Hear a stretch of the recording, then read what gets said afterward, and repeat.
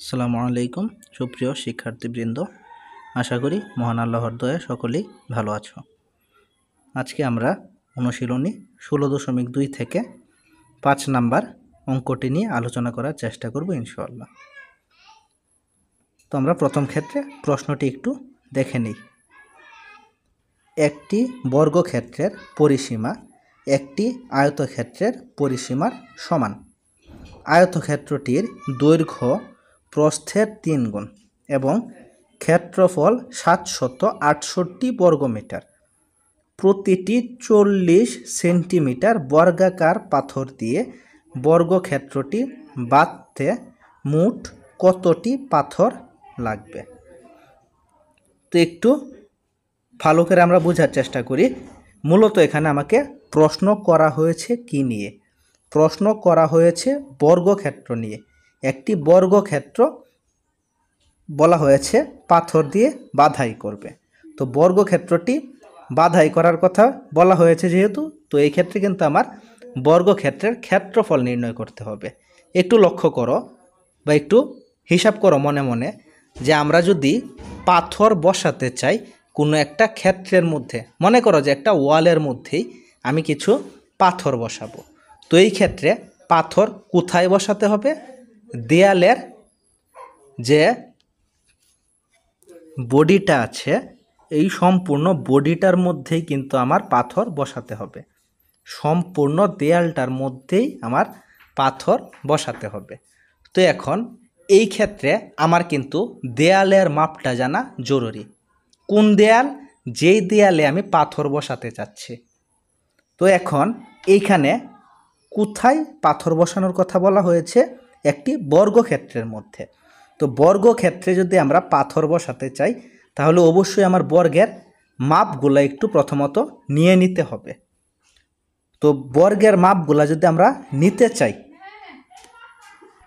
তাহলে বর্গের প্রধান উপাদানের দিকে ফোকাস করতে হবে। বর্গের প্রধান উপাদান কি?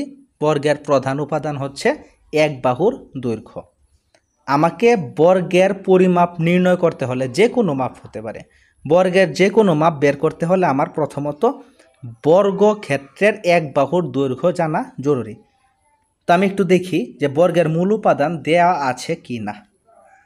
একটি বর্গক্ষেত্রের পরিসীমা বলা হয়েছে একটি আয়তক্ষেত্রের পরিসীমার সমান। তার মানে তারা কিন্তু বর্গক্ষেত্রের পরিসীমাটা দেয়নি, বরং বলেছে বর্গক্ষেত্রটির পরিসীমা একটি আয়তক্ষেত্রের পরিসীমার সমান। অর্থাৎ আমার বর্গক্ষেত্রের পরিসীমা বের করতে হলে আয়তক্ষেত্রের পরিসীমা বের করতে হবে, আর আয়তক্ষেত্রে যে পরিসীমাটা বের হবে এটাই কিন্তু বর্গক্ষেত্রের পরিসীমা। তার মানে আমার বর্গক্ষেত্র বের করতে হবে আয়তক্ষেত্রের সাহায্য নিয়ে। আয়তক্ষেত্রের সহায়তায় আমরা বর্গক্ষেত্রের এক বাহুর দৈর্ঘ্য নির্ণয় করব। তো এখন দেখি আয়তক্ষেত্রের কি কি দেওয়া আছে।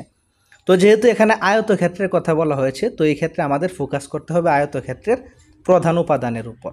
তো আয়তক্ষেত্রের প্রধান উপাদান কি? দৈর্ঘ্য এবং প্রস্থ। আয়তক্ষেত্রের দৈর্ঘ্য বলা হয়েছে প্রস্থের 3 গুণ। তার মানে এখানেও স্পষ্টত কিন্তু আয়তক্ষেত্রের দৈর্ঘ্য বা প্রস্থ কোনো কিছু দেওয়া হয়নি। আমাকে বর্গক্ষেত্রের কাজ করার কথা বলা হয়েছিল, কিন্তু বর্গক্ষেত্রের কোনো মান তারা দেয়নি, বরং তারা বলেছে বর্গক্ষেত্রের পরিসীমাটা আয়তক্ষেত্রের পরিসীমার উপর নির্ভরশীল।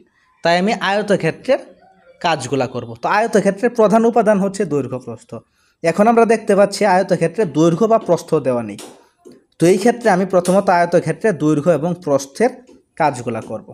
যেহেতু দেওয়া নেই তাই আমি ধরে নিব। তো এখন কথা হলো আমরা কি ধরব? ধরে নিব আয়তক্ষেত্রের প্রস্থ। কথা হলো দৈর্ঘ্য এবং প্রস্থের মধ্যে আমরা কেন প্রস্থকে ধরলাম? একটু লক্ষ্য করো, দৈর্ঘ্য এবং প্রস্থ দুইটার মধ্যে র বা এর কথাটা কিন্তু প্রস্থর সাথে যুক্ত আছে।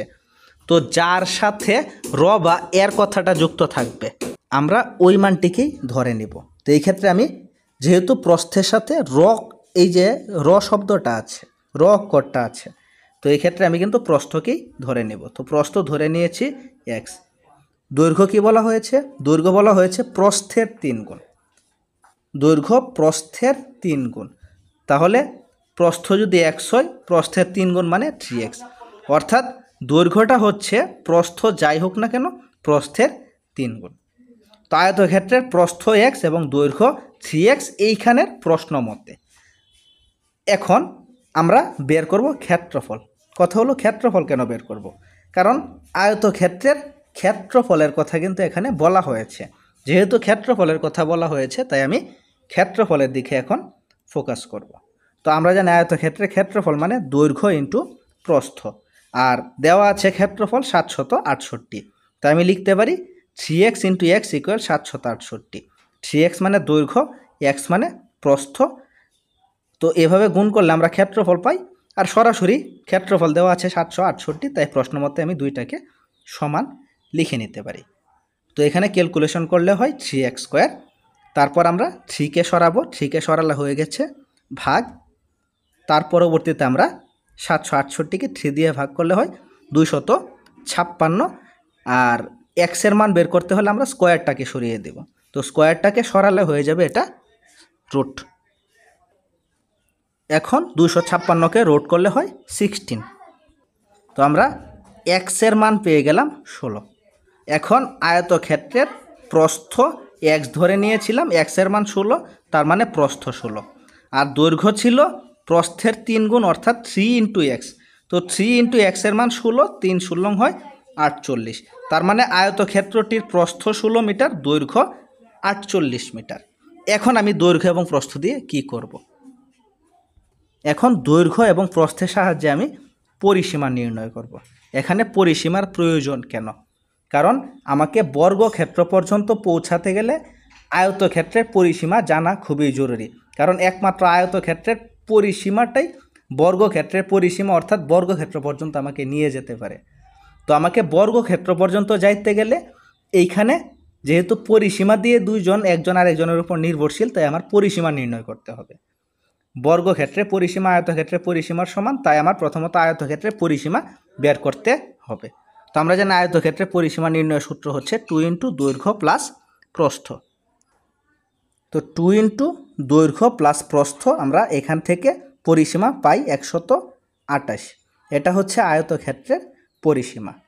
এখন আয়তক্ষেত্রের পরিসীমা বলেছে বর্গক্ষেত্রের পরিসীমার সমান। তো এই শর্ত মতে আয়তক্ষেত্রের পরিসীমা যেহেতু 128, তাই আমরা বলতে পারি বর্গক্ষেত্রের পরিসীমা 128। আমরা জাস্ট বর্গক্ষেত্র পর্যন্ত পৌঁছার জন্য আয়তক্ষেত্রের দৈর্ঘ্য প্রস্থ নির্ণয় করেছি, পরিসীমার মাধ্যমে আমরা বর্গক্ষেত্র পর্যন্ত পৌঁছে গেলাম। এখন আয়তক্ষেত্রের পরিসীমাই বর্গক্ষেত্রের পরিসীমার সমান, তার মানে বর্গক্ষেত্রের পরিসীমাও 128 মিটার।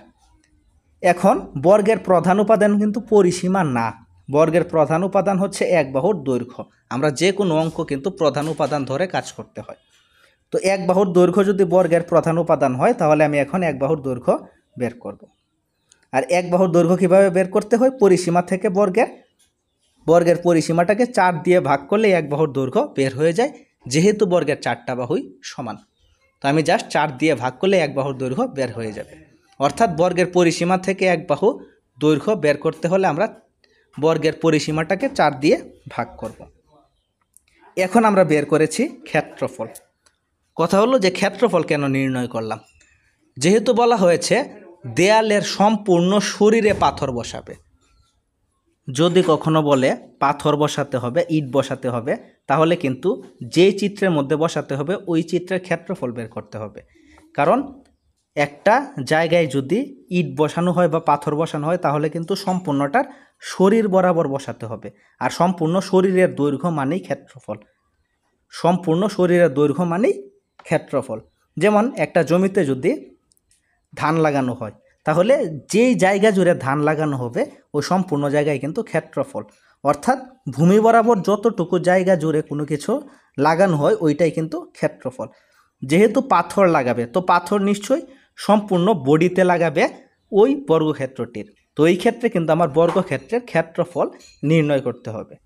তো এটা মনে রাখতে হবে, যে কোনো জিনিসে যদি কিছু লাগানোর কথা বলা হয়, তাহলে কিন্তু ওই জিনিসটার ক্ষেত্রফল অর্থাৎ মোট আয়তনটা আমার বের করতে হবে। তো বর্গের ক্ষেত্রফল নির্ণয়ের সূত্র আমরা জানি 32²। ক্ষেত্রফল বের করার কারণ হচ্ছে আমার সম্পূর্ণ ক্ষেত্রফলটার মধ্যে কিন্তু এখন পাথর বসাতে হবে।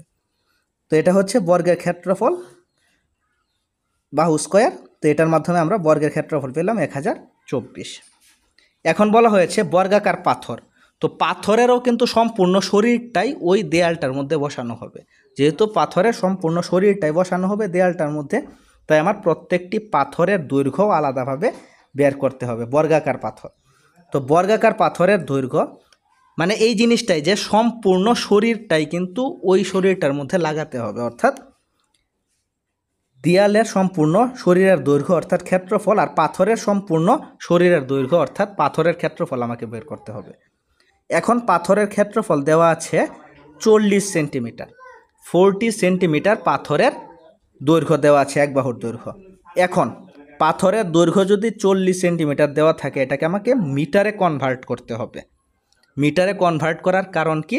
কারণ এককগুলা যদি একরকম না হয় তাহলে কিন্তু আমি কোনো হিসাবেই করতে পারবো না। সেন্টিমিটারের সাথে মিটারের কোনো কম্পেয়ার হয় না। আগের ক্ষেত্রফলটা মিটারে বের হয়েছিল, তাই এটাকেও সেন্টিমিটার থেকে মিটারে কনভার্ট করে নেব। তো আমরা জানি সেন্টিমিটারকে মিটার বানাতে হলে 100 দিয়ে ভাগ করতে হয়, আর ভাগ করার পর রেজাল্ট আসে 0.4 মিটার। এটা হচ্ছে একটা পাথরের দৈর্ঘ্য, যেটা সেন্টিমিটারে ছিল, 100 দিয়ে ভাগ করার মাধ্যমে আমরা মিটার বানিয়ে দিলাম এককগুলাকে মিলিয়ে নেওয়ার জন্য। এখন যেহেতু সম্পূর্ণ পাথরটাই বসাতে হবে, তাই সম্পূর্ণ পাথরের ক্ষেত্রফলও বের করব। আর সম্পূর্ণ পাথর যেহেতু বর্গাকার পাথর বলা হয়েছে, তাই বর্গের ক্ষেত্রফল নির্ণয় সূত্রে আমরা ব্যবহার করছি। বর্গাকার পাথর যেহেতু বসাতে হবে, তাই বর্গাকার পাথরের ক্ষেত্রফলের ক্ষেত্রে বর্গের ক্ষেত্রফলের নির্ণয় সূত্র লিখছি। যদি বলতো আয়তকার পাথর, তো এই ক্ষেত্রে কিন্তু আয়তক্ষেত্রের পাথরটার ক্ষেত্রফল বাইর করতাম। এখন যেহেতু বলা হয়েছে বর্গাকার পাথর, তাই বর্গাকার পাথরের ক্ষেত্রফল বর্গাকার পাথরের এক বাহুর দৈর্ঘ্য থেকে বর্গের ক্ষেত্রফলের সাহায্যে আমরা বের করলাম 0.16 বর্গ মিটার। এখন বর্গক্ষেত্রটি বাদতে মোট কতটি পাথর লাগবে এটার বের করতে হলে আমাকে সর্বমোট ক্ষেত্রফলকে পাথরের ক্ষেত্রফল দ্বারা ভাগ করতে হবে। যেটা বের হবে এটাই হচ্ছে আমার সর্বমোট পাথরের সংখ্যা। তো এইভাবে আমরা এই অঙ্কের সমাধান কিন্তু করে নিতে পারি। তারপরেও যাদের এটা বুঝতে সমস্যা আছে তারা অবশ্যই কমেন্টের মাধ্যমে জানাবে। ধন্যবাদ সবাইকে। আসসালামু আলাইকুম।